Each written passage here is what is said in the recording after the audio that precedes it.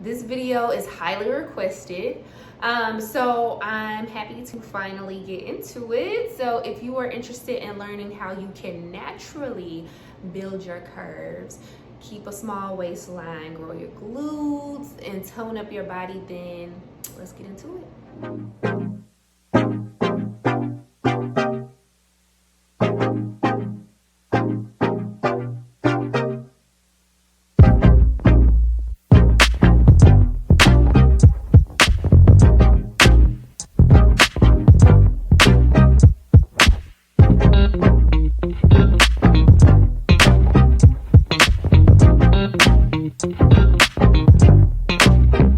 Hey love bugs, welcome back to my channel. I'm so excited to see you guys and get into this topic today. We are going to talk about how I developed my body, how I'm still transforming my body and gaining healthy weight, building lean muscle, and building my assets. This video is highly requested, so I'm happy to finally get into it. So if you are interested in learning how you can naturally build your curves, keep a small waistline, grow your glutes, and tone up your body, then let's get into it. So I have a previous video where I talked more about my overall fitness journey, which started back in 2011, where I started at 180 pounds, lost a ton of weight over the years, ended up losing my assets and my muscle mass and fat. So I was literally just a stick. And then I had to rebuild my body back up. So I had like 2 transformations, but essentially today I'm going to be talking about how I gained weight and developed lean muscle, which helped me develop my curves naturally. So there's really 3 pieces that I want to touch on that are the most important aspects when it comes to creating a natural transformation. And these are the pivotal points that have made a big difference for me. So yeah, let's start with the first one. This one is it's pretty almost self-explanatory, but I'm going to get a little bit deeper into it. So the first part is water consumption. So I drink on average between a half gallon and a gallon of water per day. And people don't realize how much of a pivotal role water plays in weight loss, weight gain, muscle development. So most people just drink water passively. They don't really track it. They don't know the importance of drinking water, but it's very, very important. Your body is 70% water, and it's very, very important when it comes to developing your physique, because a big piece of that when it comes to building curves naturally is building muscle, ladies. And in order for your muscles to really develop, grow, and pop out how you want them to, you have to feed those muscles in the form of nutrients and in the form of water, which water is a nutrient, but water is definitely important. So for my clients specifically, I tell them to drink half their body weight in ounces of water. For example, if you're 150 pounds, then you want to focus on consuming at least 75 ounces of water per day. So like I said, that's really my rule of thumb. But with me being very heavy into fitness, I work out more than the average person, I lift weights more than the average person, and I take more supplements than the average person. So I aim for about a gallon a day. And I also have goals that I really want to, like I said, I want my curves to be very voluptuous. So with that, you have to consume a high amount of water. Like, I don't drink sodas, I don't drink juice. I drink juice very sparsely. But yeah, no sodas at all. I drink tea here and there, green teas. I drink coffee maybe once per week, if that. It just depends on how I feel that day. If I really, really need a boost of energy, I'll get some coffee. Or sometimes I just crave coffee. But usually I do espresso in a protein drink. So that has been my fix. But yes, water is played a huge role. Once I really started upping my water consumption consciously, and you guys can kind of see in the corner my water bottle. It's a gallon water bottle I got off of Amazon. I'll link it in the bio. It's only about 15-20 bucks. Once I got that, my water consumption shot up tremendously. I saw benefits and differences in my skin, and I noticed that my waistline was coming in. I noticed I was feeling a lot more energized because I was flushing out a lot of toxins in my body, and then my curves were just developed a lot more. So yes, ladies, get into it.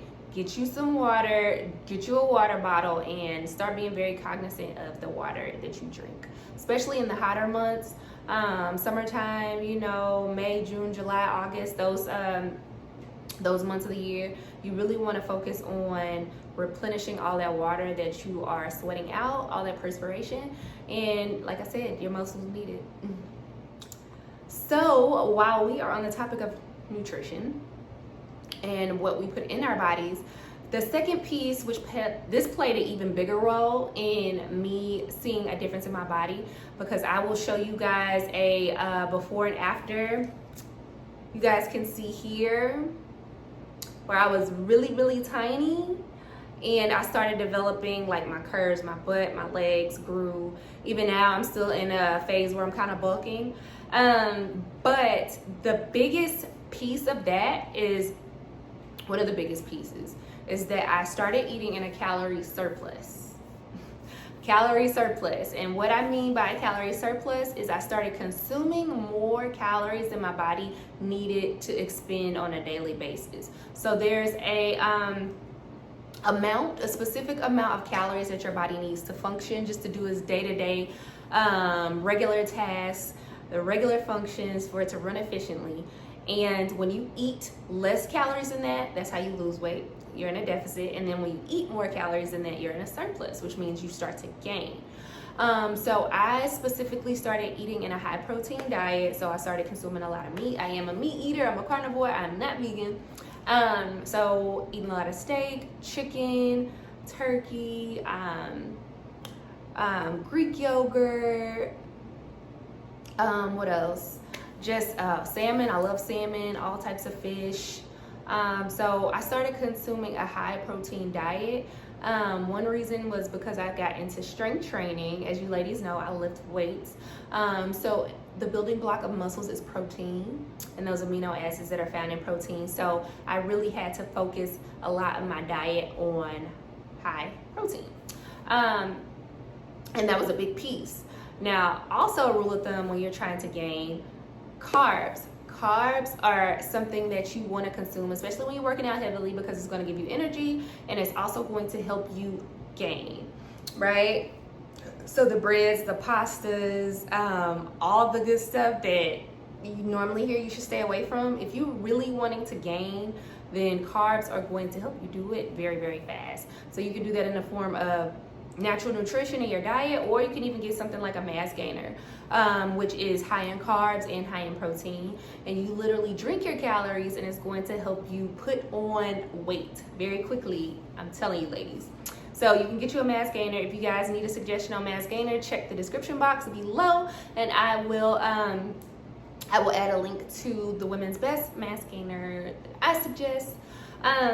But yes, eating in a caloric surplus regularly, not one day out of the week. Some of you ladies, or a lot of you ladies, don't eat enough, but you're wanting to gain and you're wanting to develop curves. So you'll eat a lot one day, and then you'll go a couple days eating one meal here, 2 meals there. You'll snack a lot this day. That's not going to work. You have to eat in a caloric surplus regularly. And my advice for that is to track your food consumption. Get a meal plan, download MyFitnessPal, which is an awesome app. It'll allow you to put in your stats, how much you weigh, if you're trying to gain, if you're trying to lose, and it'll spit out a number of calories for you, a daily target that you need to hit. And you can track your food consumption. It'll let you know, okay, you were under today, you were over today. This is how many calories you consume, and all of that good stuff. So that is a good starting point if you are struggling with knowing how much you're eating and things of that nature. But for me specifically, I focus on trying to consume at least 5 meals per day. And my macronutrients are going to be different from yours. because we are different heights, different weights, we have different goals and things like that. So it's not really a cookie cutter thing, but I focus on eating 5 full meals a day. Of those 5 meals, 1 to 2 of those are usually a protein shake, because I'm on the go a lot and I'm busy. And then I've actually recently hired a meal prep chef, so I get my meals cooked for me. So all I have to do is go in my fridge, pop it open, put it in the microwave, heat it up, and then I'm good to go. I do make my breakfast every morning, and like I said, I do about 1 to 2 protein smoothies a day, and then my meal preps is lunch and dinner.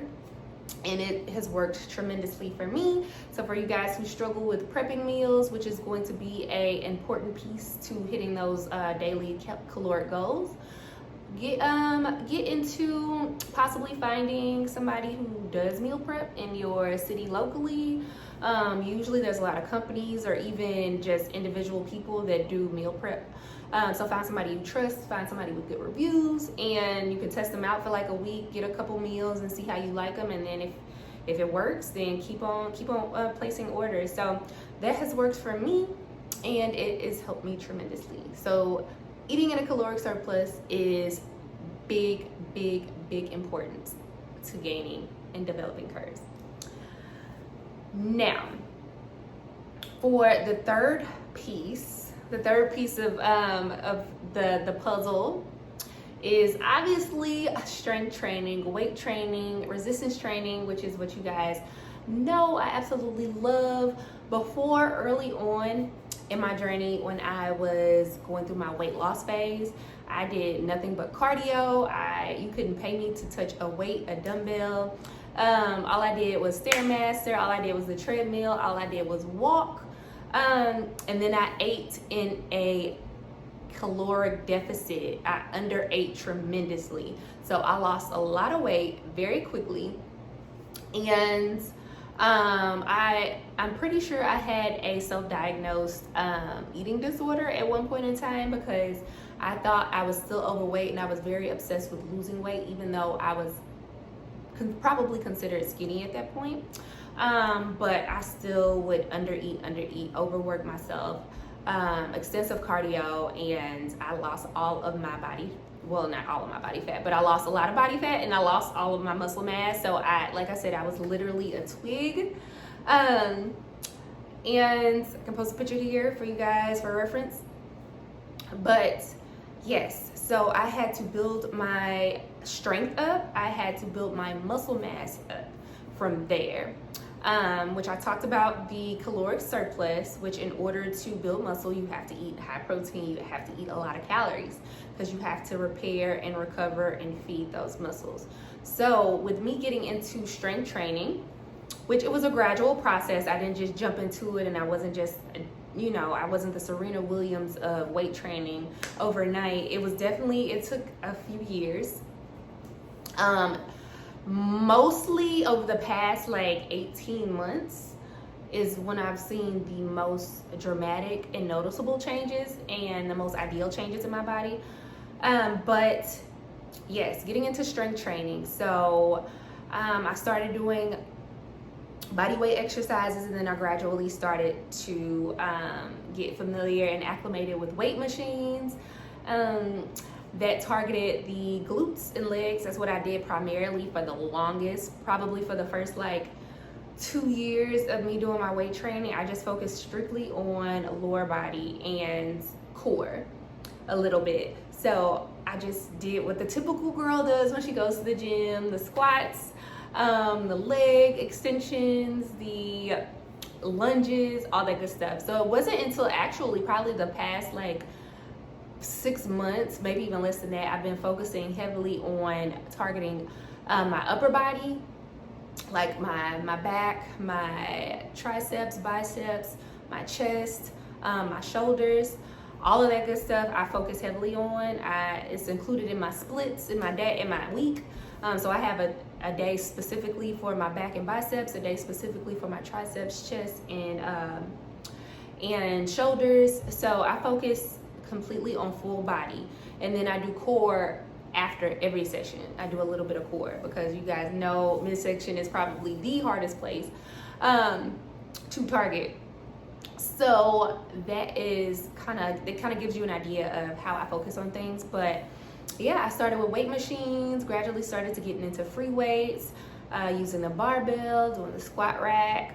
And then I gradually started to get stronger and up my weight as well. And it wasn't until I started putting more and more attention on my muscles in the form of going heavier, especially when it comes to glutes and legs. I don't really go heavy on my upper body because I'm not trying to build too much muscle there.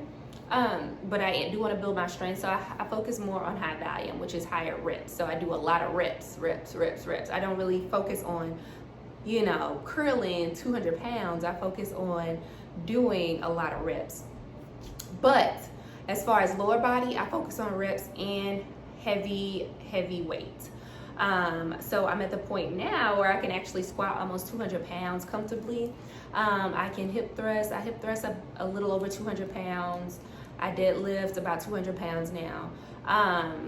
And that is a part of building that muscle in the forms of your legs and glutes and seeing that growth, right? And those muscle fibers.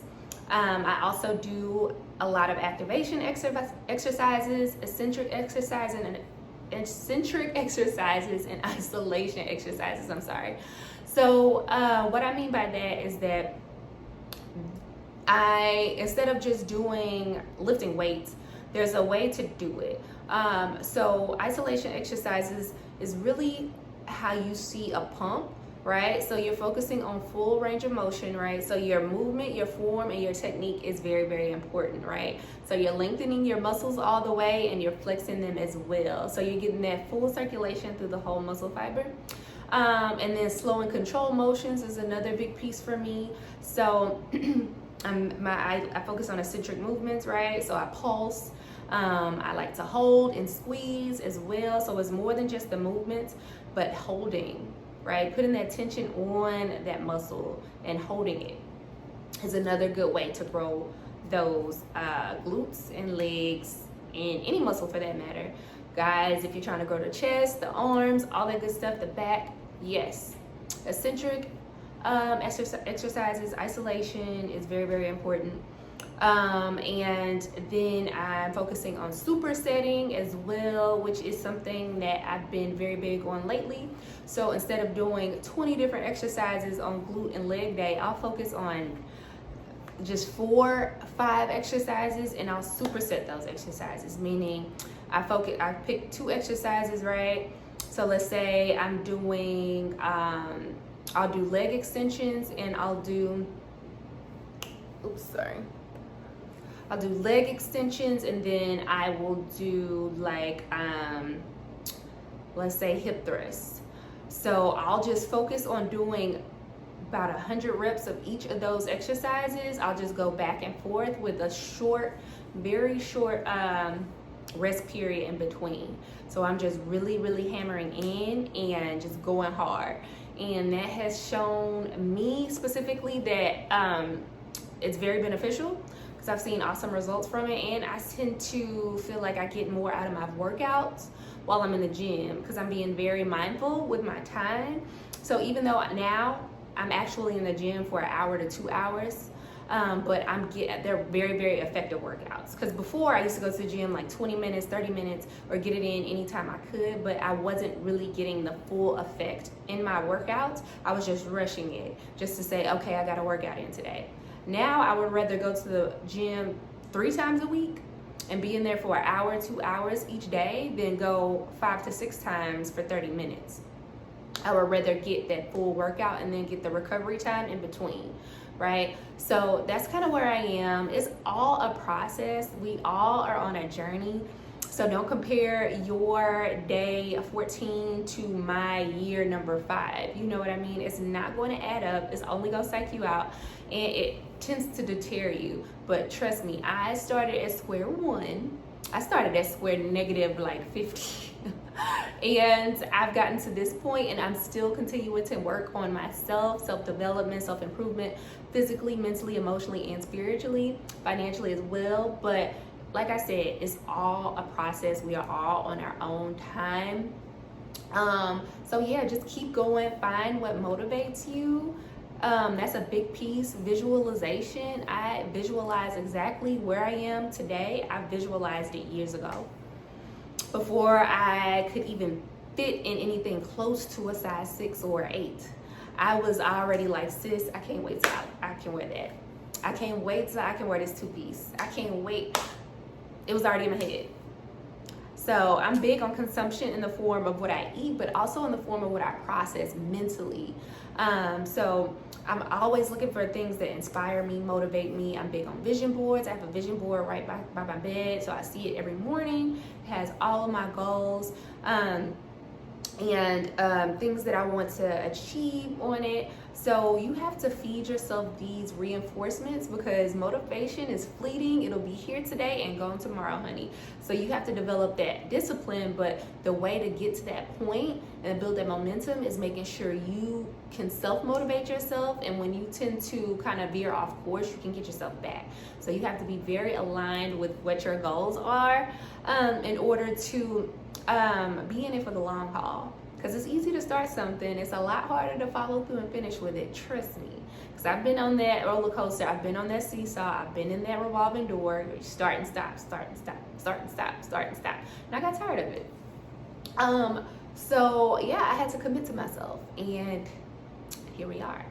Right? And like I said, I'm still on my journey. I still have goals that I want to hit. I still have physique goals that I'm working towards, honey, but now I'm closer than ever to where I want to be. This is probably the most comfortable I've ever been in my body, the happiest I've been with my physique, my size, my energy, everything. I'm in a very, very awesome place physically, spiritually, mentally right now, and I'm so happy for it, so grateful.